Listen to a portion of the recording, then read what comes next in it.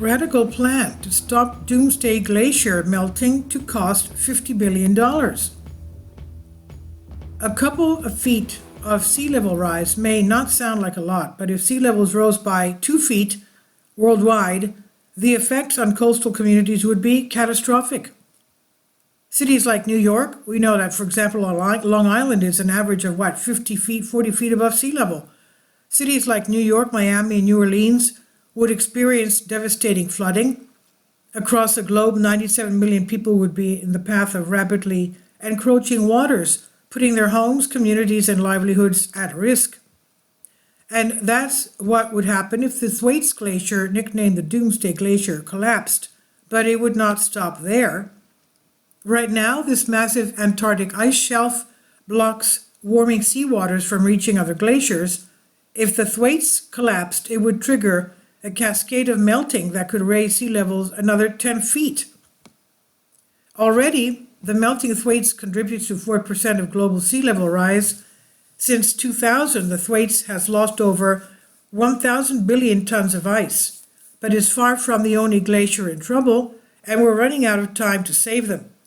That's why geoengineers are innovating technologies that could slow glacial melting. The latest strategy is curtains. That's right, underwater curtains. John Moore, a glaciologist and geoengineering researcher at the University of Lapland, wants to install gigantic 62-mile-long underwater curtains to prevent warm seawater from reaching the melting glaciers. But he needs $50 billion to make this happen. Drawing the curtains on glacial melting. One of the main drivers of glacial melting is how the flow of warm, salty seawater deep within the ocean, these warm curtains lap against the sides of the Thwaites, for example, melting away the thick ice that keeps the shelf's edge from collapsing. As oceans warm due to climate change, these intruding currents will increasingly erode the Thwaites, driving it closer to total collapse. Moore and his colleagues are trying to figure out if they could anchor curtains on the Amundsen seafloor to slow the melting.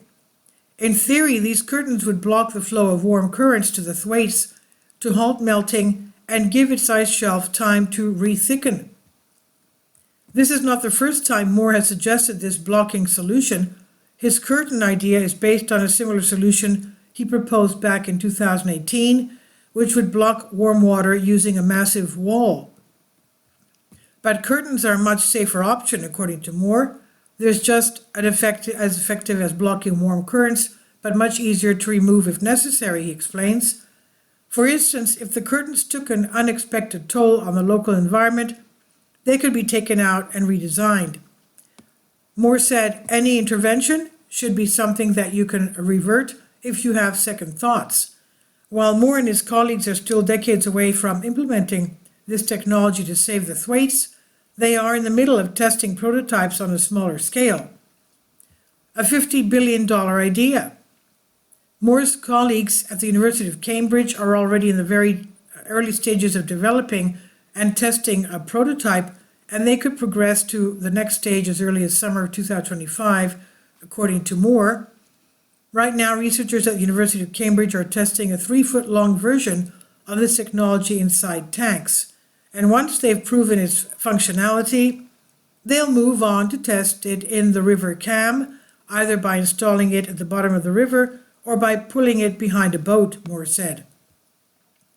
The idea is to gradually scale up the prototypes until evidence suggests that technology is stable enough to install it in the Antarctic.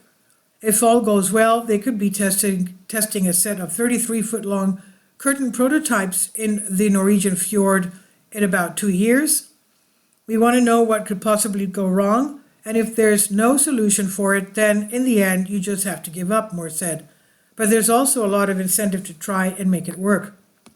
With scaling comes an increased need for funding.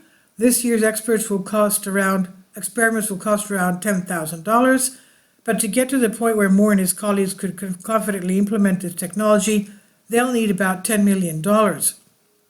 They would need another $50 billion to actually install curtains in the Amundsen Sea. It sounds like a hell of a lot, Moore said, but compare the the cost of sea level protection around the world, just coastal defenses, is expected to be about $50 billion per year per meter of sea level rise. While some coastal cities like New York have the budget to adapt to rising seas, others won't even come close. One of the great driving forces for us is this social justice point, that it's a much more equitable way of dealing with sea level rise than just saying we should be spending this money on adaptation, Moore said. So it's a race against time. Data shows that the Thwaites Glacier and others like it are melting at unprecedented rates due to climate change, but the question of when they could collapse remains up for debate among glaciologists. We really don't know if the Thwaites could collapse tomorrow or 10 years from now or 50 years from now, said Moore, adding we need to collect better data. But collecting better data will take time that these glaciers might not have. Proponents of glacial geoengineering like Moore believe that the time for intervention is now. Other experts disagree, arguing that cutting carbon emissions is the only viable way to slow glacial melting. While reducing emissions is essential for mitigating the effects of climate change, Moore is not confident that we'll cut back drastically or quickly enough to save the Thwaites. Once it reaches a tipping point, then the glacier does not really care anymore about what humans want to do about their emissions, he said. At that point, that's when you need these other tools in the box. And this is by Hélène Lapointe, Business Insider, on Science Alert. Please leave your comments, and thank you for your support. Kindly support my Patreon account. The daily posts are 5 videos daily, and they are totally different from what I have on my YouTube channel.